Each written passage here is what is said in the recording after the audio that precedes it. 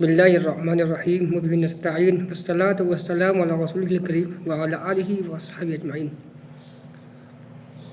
واقعہ مذکور ہے کہ ایک بادشاہ تھا، اس کے بہت ساری کنیزیں تھیں، نوکرانی تھی، لیکن اس میں سے ایک نوکرانی کنیزیں بہت ہی زیادہ کالی تھی، جس سے بادشاہ بہت ہی زیادہ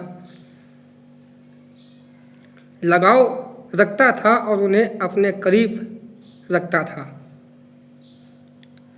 کسی نے پوچھا کہ محترم بادشاہ سلامت، یہ بتائیں کہ اور بھی کنیزیں آپ کے پاس ہیں جو خوبصورت ہیں، اس سے آپ لگاؤ نہیں رکھتے، لیکن جو سب سے زیادہ کالی ہے اس سے آپ بہت زیادہ لگاؤ رکھتے ہیں۔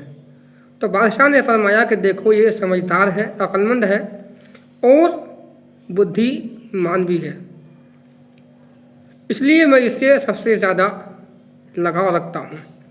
چنانچہ دوسرے بادشاہان کے پاس یہ بات مشہور ہو گئی کہ بادشاہ جو ہے اپنی کالی کلوٹی کنیز کے اوپر فدا ہو گیا ہے، عاشق ہو گیا ہے۔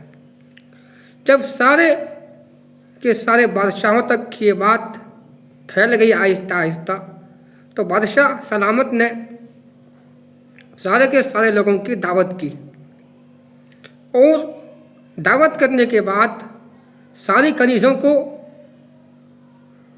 بلایا، سب کے ہاتھ میں ایک ایک سونے کا پیالہ دیا، سونے کا پیالہ، اور بادشاہ سلامت نے سب سے کہا کہ اس پیالے کو پھوڑ دو، زمین میں پٹک کر پھوڑ دو۔ ساری کی ساری کنیزیں، ساری کی ساری کنیزوں نے اس پیالے کو پھوڑنے سے انکار کر دیا اور یہ بات کہی کہ یہ اتنا مہنگا پیالہ ہے سونے کا، اسے ہم نہیں پھوڑ سکتے۔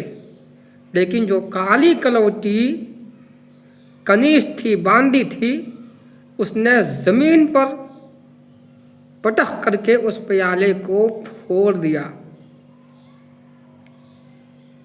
سارے کے سارے لوگ حیران ہو گئے، پریشان ہو گئے۔ وجہ پوچھی تو کالی کلوٹی کنیز نے کہا کہ دیکھو، پیالہ پھوڑنا یہ ہمارے بادشاہ کا حکم تھا، لہٰذا ہم نے پیالہ پھوڑ دیا۔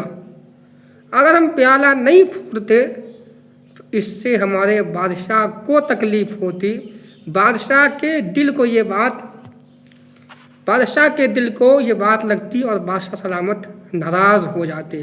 لہٰذا بادشاہ سلامت کے حکم سے زیادہ قیمتی یہ پیالہ نہیں ہے، بادشاہ سلامت کے حکم سے زیادہ قیمتی یہ پیالہ نہیں ہے۔ تو سب سے بڑی بات یہ ہوتی ہے کہ انسان اپنے آقا اور مالک کی بات مانے، اس کے حکم کو بجا لائے اور جو وہ کہے انہی پہ چلے، انہی پہ عمل کرے۔ لہذا ہمارا سب سے بڑا مالک جو ہے ہمارا اللہ تعالیٰ ہے، ہمیں اللہ تعالیٰ کے حکم پر چلنا چاہیے، ان کی نافرمانیاں نہیں کرنی چاہیے، اور اپنی زندگی کو جو ہے ہمیشہ نیک بنا کر کے گزارنا چاہیے۔ اللہ تعالیٰ ہمیں عمل کرنے کی توفیق دے۔ میری ویڈیو کو زیادہ سے زیادہ سبسکرائب کریں، کومنٹ کریں، شیئر کریں۔ وما علینا الا البلاغ۔ میں مفتی محمد توحید، والسلام علیکم۔